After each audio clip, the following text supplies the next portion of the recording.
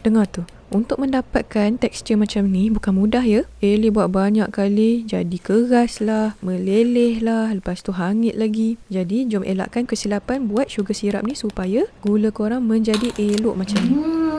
Untuk kita ni yang masak kat rumah tak pakai sebarang candy thermometer kan, sepatutnya kita menggunakan penstabil seperti corn syrup untuk memastikan dia masak dengan seragam dan stabilkan air gula tu. Kalau tidak, dia akan mudah menggerutu dan crystallize macam ni.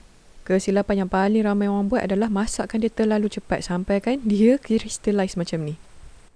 Dan bila dah crystallize tu, korang letak pula air kan. Ingatkan macam boleh selamatkan lah korang punya gula tu. Tapi selalunya bila dah crystallize terlalu banyak, gula korang tu dia macam akan lagi mudah untuk crystallize balik selepas korang masakkan dia dengan air. Macam contohnya lepas dah crystallize tu, Ellie masukkan dengan air. Rasa macam hebat lah kan aku ni. Selamatkan gula aku tu. Sekali bila kita cuba salutkan strawberry tu, nampak tu bunyilah menggerutu. Satu lagi kesilapan, korang masakkan dia terlalu lama menggunakan api yang rendah. Pun masalah juga. Lama-lama tu nanti dia akan tetap crystallize juga. Manja kan? Kesilapan yang keempat, korang masukkan pula air terlalu banyak. Jadi, bila Ellie cuba untuk selamatkan kita punya gula ni, Ellie cuba tuangkan dia lebih sikit air tau. Bila kita masukkan banyak air, dia bukan jadi sugar syrup dah tau. Dia dah jadi air gula tau. Air gula yang kita pakai tu untuk buatkan minuman tu kan. Bila korang tengok dia macam terlampau cair, tambah pula kita tengok, berbuih-buih ni kan, ingatkan likat. Sekali tutup api, sebenarnya dia masih lagi cair. Masukkan saja kita punya strawberry tu, dia tak akan salut dengan elok. Dia akan jadi berair. Yang itu yang kita tak nak tu. Jadi pastikan korang buat sugar syrup, bukannya air syrup. Air syrup pula dah. Bukannya air gula ya. Lepas tu Ellie tengok dekat dalam internet ramai yang celupkan dekat dalam air sejuk ni nak bagi dia set kan. Tengok tu bila kita cuba masukkan dekat dalam air sejuk tu, dia menitik, bukannya mengeras, dia larut dekat dalam air. Maksudnya korang punya gula tu tak masak dengan betul. Walaupun nampak dia macam likat sikit daripada tadi kan, tapi yang ini pun masih lagi dikategorikan sebagai cair. Macam mana tekstur yang kita patut dapat? Dia kena macam ni. Tak terlampau pekat, tak terlampau cair. Dan bila kita titiskan dekat dalam air sejuk tu, dia akan mengeras dengan elok. Ellie sebenarnya kurang gemar celupkan dekat dalam air sejuk ni sebab dia macam mudah berlendir tau. Jadi baik korang buat teknik titiskan dekat dalam air sejuk daripada korang celup macam ni. Alright? Kesilapan yang seterusnya adalah korang masakkan gula tu terlampau lama sehinggalah dia hangus. Ini dah bukan penghulu dah ni. Ini dah macam strawberry air gula hangus.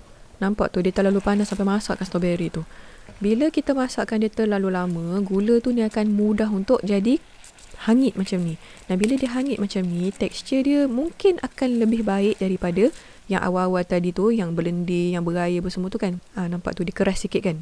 Tetapi daripada segi rasa dia tu, korang akan rasakan dia sedikit pahit. Tak adalah sedikit, memang rasa pahit pun. Rasa macam gula hangus. Cuma antara banyak-banyak kesilapan yang lain tu, yang ini dia punya tekstur dia tu semakin hampir dengan tonghulu strawberry tu lah. Nampak tu dia macam lagi keras kan. Cuma daripada segi rasa dia memang out, tak sedap. Seterusnya, korang pergi letak dekat atas pinggan yang flat macam ni. Tak elok letakkan tonghulu macam ni. Letakkan dekat atas pinggan yang ada lekuk sedikit supaya korang punya tonghulu tu tak sentuh pun permukaan pinggan. Sama ada korang letakkan dekat atas pinggan yang berlekuk ataupun cucukkan dekat atas styrofoam. Dan kesilapan yang terakhir adalah korang tak makan tonghulu tu secepat yang mungkin. Sebab kalau kata korang biar saja macam tu, dia akan mudah berair. Strawberry kita tu berair dekat dalam. Jadi dia melarutkan gula daripada dalam. Bila siap tu, Ellie sarankan korang makan sahaja terus. Alright? Jadi daripada kesilapan awal yang menggutu tu, ataupun kesilapan yang akhir tu, iaitu gula hangit tu kan, nak cerita walaupun bahan dia mudah, dua saja, pelbagai jenis kesilapan yang korang mudah buat bila buat sugar syrup ni. Lega siap juga akhirnya. Mula-mula ke Ellie buat, nampak senang je kan tengok semua orang buat. Masak-masak gula, masak air, celup, settle. Sekali aku buat hampir 3-4 kali jugalah gula tu asyik hangus lah, tak keras betul lah, cair lah, menggerutu lah. Ellie ni kan bila tengok resepi-resepi yang pakai gula ni kan, Ellie cukup pantang. Sebab dah tahu dah dia tak akan jadi mudah macam yang kita nak. Melainkan kalau kata korang ada thermometer candy ataupun orang panggil sugar thermometer lah. Kita tak tahu tau gula tu berapa suhu dia. Sebab setiap suhu tu dia punya reaksi gula tu akan berbeza. Tapi Ellie tahu ramai yang tak ada, jadi Ellie cuba buat resepi ni tanpa menggunakan thermometer tu.